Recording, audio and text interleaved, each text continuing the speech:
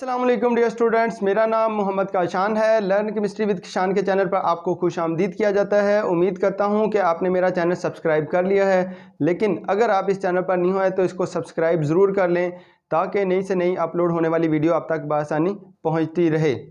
पिछले लेक्चर में हमने पढ़ा था आयनाइजेशन एनर्जी। तो आयनाइजेशन एनर्जी क्या होती है कि किसी भी न्यूट्रल एटम से जो इलेक्ट्रॉन्स को रिमूव करवाने के लिए जो एनर्जी रिक्वायर्ड होती है उसको हम क्या बोलते हैं, आयनाइजेशन एनर्जी। और वो एटम के लिए हमारे पास एक कंडीशन लाजमी है कि वो एटम क्या है, हमारे पास गैसियस स्टेट में होना चाहिए, क्योंकि गैसियस स्टेट में हमें पता है कि गैसेस के दरमियान जो फोर्सेस होती हैं वो क्या होती हैं, सबसे वीक होती हैं। तो वहाँ से इलेक्ट्रॉन को रिमूव करवाना क्या है, ईजी होता है। तो आज के लेक्चर में हमने पढ़ना है इलेक्ट्रॉन अफिनिटी। अगर आपने आयनाइजेशन वाला लेक्चर मिस किया है तो उसका लिंक जो है वो मैं डिस्क्रिप्शन में दे दूंगा, वहाँ से आप आयनाइजेशन का लेक्चर ले सकते हैं। तो चलिए आज हम पढ़ते हैं electron affinity. Electron affinity, affinity का मतलब है कशिश, कि इलेक्ट्रॉन अफिनिटी मतलब इलेक्ट्रॉन की कशिश। अब वो इलेक्ट्रॉन की कशिश कैसे है कि कोई हमारे पास क्या है, अमाउंट ऑफ एनर्जी रिलीज्ड और एब्जॉर्ब, कि जो हमारे पास अमाउंट ऑफ एनर्जी है वो क्या होगी, या रिलीज हो रही होगी या एब्जॉर्ब हो रही होगी।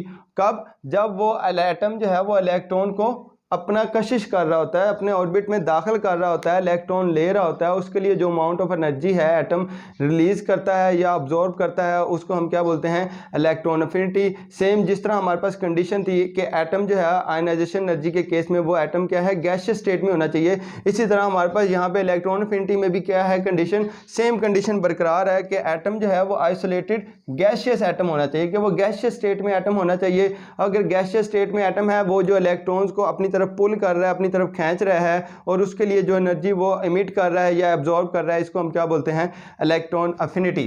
तो इसकी एग्जांपल देखते हैं कि हमारे पास क्लोरीन एक एटम है, ये क्या है, गैसियस स्टेट में। ये जब एक इलेक्ट्रॉन लेगा तो ये क्या है, क्लोरीन अनाइंस बन जाएगा। हमेशा हमारे पास इलेक्ट्रॉन अफिनिटी के केस में हम क्या बनते हैं, अनाइंस, और आयनाइजेशन एनर्जी के केस में हमारे पास क्या बनते हैं, कैटाइंस। कैटाइंस उसको बोलते हैं जिसके एटम के ऊपर क्या है, पॉजिटिव चार्ज होता है, उसको क्या बोलते हैं, कैटाइन। और जिस एटम के ऊपर हमारे पास नेगेटिव चार्ज होता है उसको क्या बोलते हैं, एनाइंस। इलेक्ट्रॉन अफिनिटी के नतीजे में हमारे पास क्या बनते हैं, एनाइंस, मतलब कोई भी हमारे पास क्या है, नेगेटिवली चार्ज पार्टिकल बनेगा। और आयनाइजेशन एनर्जी के केस में हमारे पास क्या है, कैटाइंस बनते हैं, मतलब क्या है, इलेक्ट्रॉन रिमूव होता है तो उसके ऊपर क्या है, पॉजिटिव चार्ज आता है। लेकिन इलेक्ट्रॉन अफिनिटी में हमारे पास क्या है, एटम इलेक्ट्रॉन ले रहा है, जब इलेक्ट्रॉन ले रहा है तो उसके ऊपर क्या है, नेगेटिव चार्ज आ जाता है। यहाँ पे क्या है, क्लोरीन एक इलेक्ट्रॉन लेगी, इसके ऊपर नेगेटिव चार्ज आ जाएगा, और ये जितनी अमाउंट ऑफ एनर्जी रिलीज करेगा वो क्या है, -349 किलो जूल पर मोल।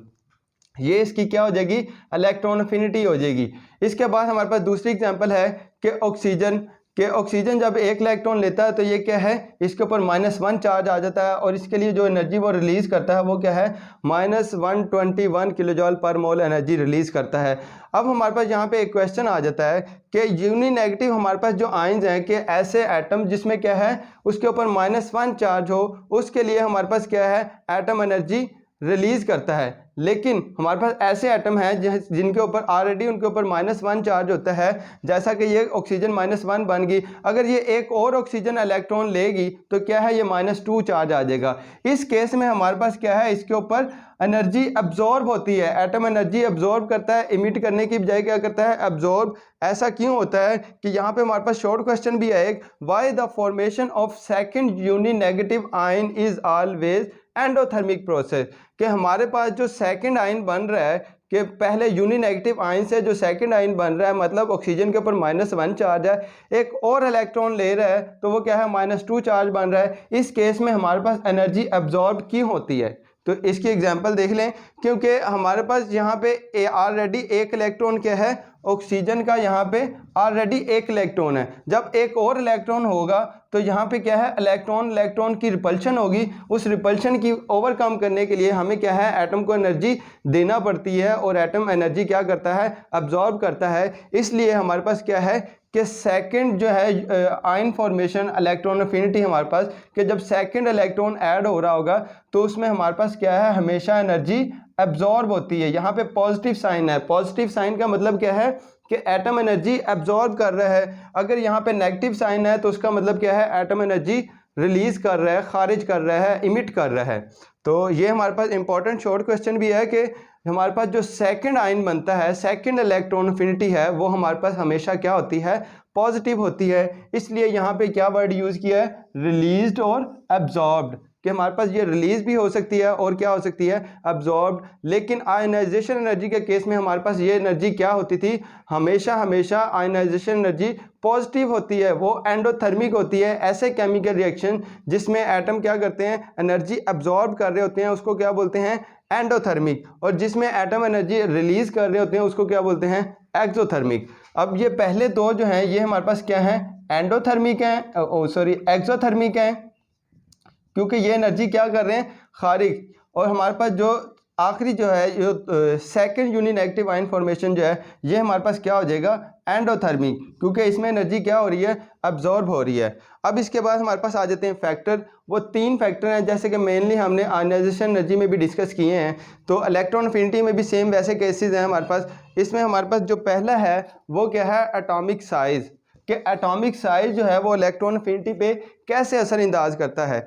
कि हमारे पास एटम का साइज, ये एक एटम है, ये इसका न्यूक्लियस, ये इसके पहले शेल में 2 इलेक्ट्रॉन, ये इसके दूसरे शेल में क्या आ गए, 8 इलेक्ट्रॉन। तो यहाँ पे क्या है, डिस्टेंस इंक्रीज कर रहा है। इसके ऑपोजिट हमारे पास क्या है, एक एटम है जिसके पहले शेल में क्या है, 2 इलेक्ट्रॉन है। अब इसका साइज ज़्यादा है, ग्रेटर साइज, इसका साइज है स्मॉलर साइज। अब आयनाइजेशन एनर्जी क्या है, कि इलेक्ट्रॉन्स को खींचने की ताकत, यहाँ पे जो इलेक्ट्रॉन है इसका डिस्टेंस क्या हो गया, ज़्यादा, यहाँ पे डिस्टेंस क्या है, ज़्यादा, यहाँ पे डिस्टेंस क्या है, कम है।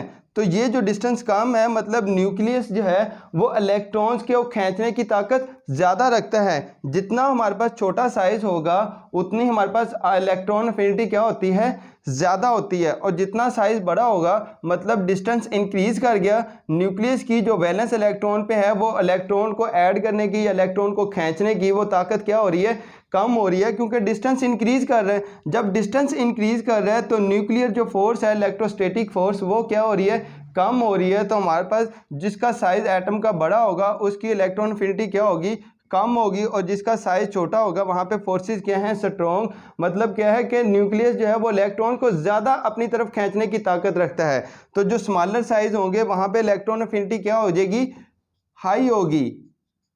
और यहाँ पे इलेक्ट्रॉन अफिनिटी क्या होगी, जिसका साइज़ ज़्यादा है उसमें इलेक्ट्रॉन अफिनिटी क्या होगी, लो, क्योंकि इलेक्ट्रॉन्स जो है वो न्यूक्लियस के दरमियान डिस्टेंस ज़्यादा है। तो न्यूक्लियस जो है वो किसी भी इलेक्ट्रॉन्स को खींचने की ताकत कम रखता है, जिसकी वजह से हमारे पास इलेक्ट्रॉन अफिनिटी क्या होगी, कम होगी। इस तरह अगर हम इसका पीरियड में देखें तो हमारे पास ऊपर से नीचे हमारे पास क्या है, एटम का साइज़ इंक्रीज़ कर रहा है। एटम का साइज़ इंक्रीज़ कर रहा है मतलब न्यूक्लियस की वैलेंस इलेक्ट्रॉन पे अट्रैक्शन क्या हो रही है, कम हो रही है, क्योंकि साइज़ इंक्रीज़ कर रहा है, डिस्टेंस इंक्रीज़ कर रहा है, न्यूक्लियस की वैलेंस इलेक्ट्रॉन पे अट्रैक्शन क्या हो रही है, कम हो रही है। इस कम होने की वजह से हमारे पास इलेक्ट्रॉन अफिनिटी ऊपर से नीचे क्या होती है, कम हो रही है। इलेक्ट्रॉन अफिनिटी ऊपर से नीचे कम हो रही है। कम क्यों हो रही है, क्योंकि साइज़ क्या है, इंक्रीज़ कर रहा है। और इसके बाद दूसरा हमारे पास फैक्टर आ जाता है न्यूक्लियर चार्ज। न्यूक्लियर चार्ज हमारे पास क्या है कि न्यूक्लियस में हमारे पास जितने नंबर ऑफ प्रोटॉन्स होंगे वो उसका क्या हो जाएगा, न्यूक्लियर चार्ज। अब हमारे पास न्यूक्लियर चार्ज क्या है, लेफ़्ट टू राइट हमारे पास न्यूक्लियर चार्ज इंक्रीज़ करता है। पीरियड के अंदर हमारे पास न्यूक्लियर चार्ज क्या है, इंक्रीज़ करता है। वो इंक्रीज़ करने की वजह से मतलब न्यूक्लियर चार्ज इंक्रीज़ कर रहा है। जितना न्यूक्लियर चार्ज इंक्रीज़ कर रहा है उतना ही वो क्या है, इलेक्ट्रॉन को खींचने की ताकत ज़्यादा रख रहा है। अब किसी एटम है उसके ऊपर क्या है, +2 न्यूक्लियर चार्ज है, और दूसरा एक एटम है उसके ऊपर क्या है, न्यूक्लियर चार्ज +6 है। तो मतलब इसकी इलेक्ट्रॉन अफिनिटी क्या है, ये 6 टाइम इसके ऊपर ग्रेटर चार्ज है। तो ये क्या है, इसकी इलेक्ट्रॉन अफिनिटी हाई हो जाएगी और इसकी इलेक्ट्रॉन अफिनिटी क्या होगी, लो। तो हमारे पास लेफ़्ट टू राइट अगर हम पीरियड में मूव करें तो न्यूक्लियर चार्ज हमारे पास क्या कर रहा होता है, इंक्रीज़ कर रहा होता है। इस न्यूक्लियर चार्ज इंक्रीज़ करने की वजह से न्यूक्लियस जो है वो इलेक्ट्रॉन्स को खींचने की ताकत क्या है, ज़्यादा रखता है। और वैसे भी हमारे पास लेफ़्ट टू राइट एटम का साइज़ क्या हो रहता है, कम। मतलब न्यूक्लियस की वैलेंस इलेक्ट्रॉन का जो डिस्टेंस है वो क्या हो रहता है, कम।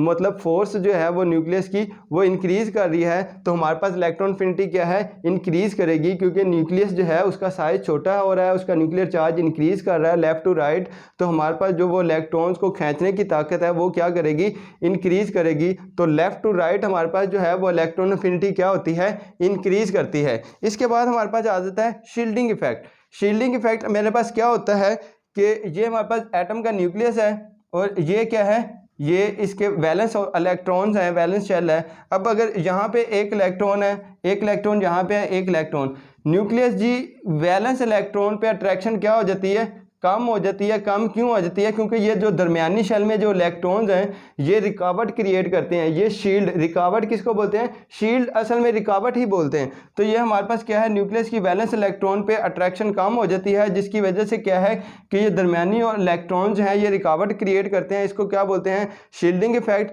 अब ऊपर से नीचे आए तो हमारे पास क्या है, शील्डिंग इफेक्ट इंक्रीज कर रहा होता है, क्योंकि नंबर ऑफ शेल क्या हो रहे होते हैं, ऐड हो रहे होते हैं। नंबर ऑफ शेल जैसे ही ऐड हो रहेंगे हमारे पास शील्डिंग इफेक्ट क्या करेगा, इंक्रीज करेगा। तो जितना शील्डिंग इफेक्ट ज़्यादा होगा उतनी ही इलेक्ट्रॉन एफिनिटी क्या होगी, कम होगी। हमारे पास यहाँ पे जो है इसका फैक्टर बन जाएगा वो कुछ इस तरह से बनेगा कि ये इलेक्ट्रॉन एफिनिटी जो है वो इन्वर्सली प्रोपोर्शनल हो जाएगी किसके, शील्डिंग इफेक्ट के।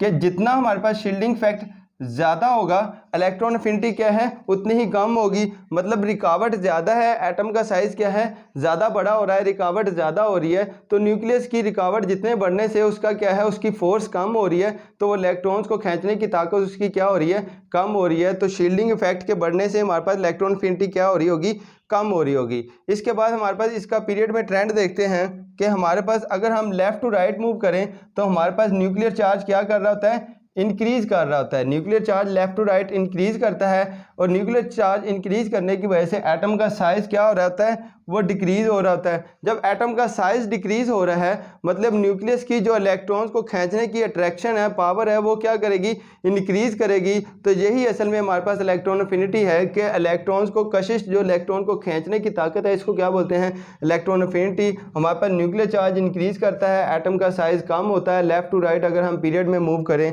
तो न्यूक्लियस की वैलेंस इलेक्ट्रॉन की जो अट्रैक्शन है वो क्या करेगी, इंक्रीज करेगी। जब इंक्रीज कर रही है तो इलेक्ट्रॉन एफिनिटी भी हमारे पास क्या है, इंक्रीज करेगी। अगर हम पीरियड में मूव करें क्या है, लेफ्ट टू राइट अगर हम मूव कर रहे हैं तो हमारे पास इलेक्ट्रॉन एफिनिटी इंक्रीज करती है। लेकिन अगर हम ट्रेंड देखते हैं इसका ग्रुप्स के अंदर के पीरियोडिक टेबल में, ऊपर से अगर हम नीचे आते हैं तो एटम का साइज क्या कर रहा होता है, इंक्रीज। ऊपर से नीचे आए तो एटम का साइज क्या कर रहा होता है, इंक्रीज कर रहा होता है। मतलब क्या है, न्यूक्लियस की जो इलेक्ट्रॉन्स पे अट्रैक्शन है वो क्या हो रही होगी, वो कम हो रही होगी।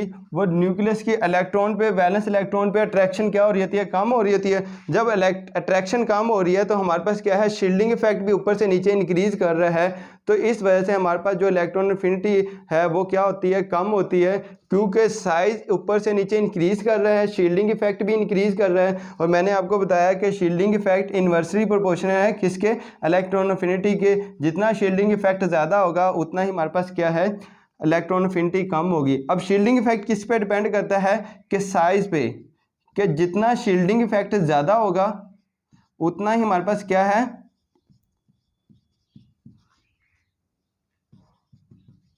जितना एटम का साइज ज़्यादा है उतना शील्डिंग इफेक्ट क्या है, ज़्यादा होगा। एटम का साइज थोड़ा है तो हमारे पास शील्डिंग इफेक्ट भी थोड़ा होगा। अब ऊपर से नीचे एटम का साइज इंक्रीज कर रहा है, मतलब शील्डिंग इफेक्ट भी क्या है, इंक्रीज कर रहा है। वो रिकावट जो है वो हमारे पास क्या हो रही होती है, इंक्रीज कर रही है, जिसकी वजह से न्यूक्लियस की वैलेंस इलेक्ट्रॉन्स को खींचने की ताकत जो है वो क्या, कम हो रही होती है। तो हमारे पास ग्रुप्स में ऊपर से नीचे आए तो इलेक्ट्रॉन एफिनिटी क्या कर रही होती है, इलेक्ट्रॉन एफिनिटी डिक्रीज करती है ऊपर से नीचे ग्रुप्स के अंदर। ये हमारे पास, इसके बाद हमारे पास स्पेशल केस आते हैं। स्पेशल केस हमारे पास क्या है कि जो सेकंड और फिफ्थ और 8 ग्रुप का हमारे पास जो ट्रेंड है वो हमारे पास थोड़ा सा डिफरेंट है। वो डिफरेंट क्यों है कि सेकंड जो हमारे पास सेकंड ग्रुप है, इसमें अगर इलेक्ट्रॉन्स हम ऐड कर रहे हैं तो ये हमारे पास s ब्लॉक एलिमेंट्स हैं, यहाँ पे क्या है, s ऑर्बिटल कंप्लीट हो जाता है। अब अगर थर्ड जो इलेक्ट्रॉन आएगा वो क्या है, p ऑर्बिटल में जाएगा।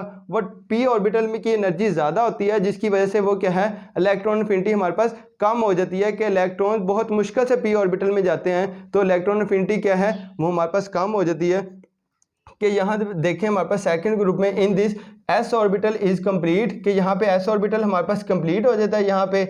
अब इसके बाद हमारे पास क्या होता है कि अगला जो इलेक्ट्रॉन आएगा वो क्या है, p ऑर्बिटल में जाएगा। जब p ऑर्बिटल में इसको जाएगा तो इलेक्ट्रॉन एफिनिटी हमारे पास क्या हो रही होती है, कम हो रही होती है। वैसे हमारे पास इस तरफ इलेक्ट्रॉन एफिनिटी इंक्रीज करती है, लेकिन हम अगर सेकंड ग्रुप की बात करें तो हमारे पास इलेक्ट्रॉन एफिनिटी क्या है, क्योंकि सेकंड ग्रुप में यहाँ पे s ऑर्बिटल कंप्लीट है, तो इलेक्ट्रॉन जो आएगा अगला ऐड होगा वो क्या है, p ऑर्बिटल में जाएगा। जब p ऑर्बिटल में जाएगा तो इलेक्ट्रॉन एफिनिटी हमारे पास क्या हो रही होती है, कम हो रही होती है, कि इलेक्ट्रॉन जो है वो ज़्यादा एनर्जी वाले ऑर्बिटल में बहुत मुश्किल से जाते हैं, क्योंकि इलेक्ट्रॉन जो है p ऑर्बिटल में जब जाएगा नहीं, क्योंकि p ऑर्बिटल की एनर्जी ज़्यादा है, तो इलेक्ट्रॉन एफिनिटी हमारे पास क्या है, कम हो रही होगी। क्योंकि इलेक्ट्रॉन, इसका कम का मतलब क्या है कि इलेक्ट्रॉन बहुत मुश्किल से जाएगा या इलेक्ट्रॉन जाता ही नहीं है p ऑर्बिटल में, तो हमारे पास इलेक्ट्रॉन एफिनिटी की क्या वैल्यू, कम हो रही होगी।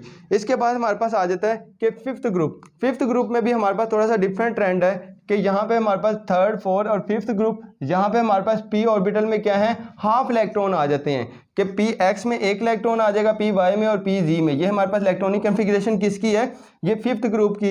अगर एक और इलेक्ट्रॉन आ रहा है, वो क्या है, इन तीनों में से किसी एक ऑर्बिटल में आएगा, सपोज वो x ऑर्बिटल में आता है, तो यहाँ पे ऑलरेडी एक इलेक्ट्रॉन है। अब इस इलेक्ट्रॉन की और इस इलेक्ट्रॉन की दोनों की क्या होगी, रिपल्शन होने की वजह से हमारे पास इलेक्ट्रॉन एफिनिटी क्या है, ये भी बहुत कम इलेक्ट्रॉन एफिनिटी देते हैं, मतलब क्या है, इनकी इलेक्ट्रॉन एफिनिटी वैल्यू कम होगी। इसके बाद हमारे पास आ जाते हैं कि आठवें ग्रुप के एलिमेंट्स क्या हैं, कि ये हमारे पास helium, neon, argon, krypton, xenon, ये हमारे पास क्या है, आठवें ग्रुप के एलिमेंट्स। अब इनका शेल हमारे पास आठवें ग्रुप में आके हमारे पास शेल कंप्लीट हो जाता है। जब शेल कंप्लीट हो जाता है तो कोई इलेक्ट्रॉन अगर हम उसमें ऐड करेंगे तो वो क्या हो जाएगा, अनस्टेबल होगा, या उसमें इलेक्ट्रॉन ऐड होता ही नहीं है, क्योंकि उनका शेल ऑलरेडी कंप्लीट है, तो वो इलेक्ट्रॉन लेते ही नहीं है, वो इलेक्ट्रॉन्स को खींचने की ताकत नहीं रखते। जब अगर नहीं रखते तो हमारे पास इलेक्ट्रॉन एफिनिटी क्या होगी, कम होगी। तो ये इन तीनों ग्रुप्स में हमारे पास इलेक्ट्रॉन एफिनिटी क्या है, कम हो रही होती है। तो उम्मीद करता हूँ कि आपको ये वीडियो पसंद आई होगी, और अगर पसंद आई है तो इसको दूसरे लोगों से शेयर ज़रूर कीजिएगा। शुक्रिया।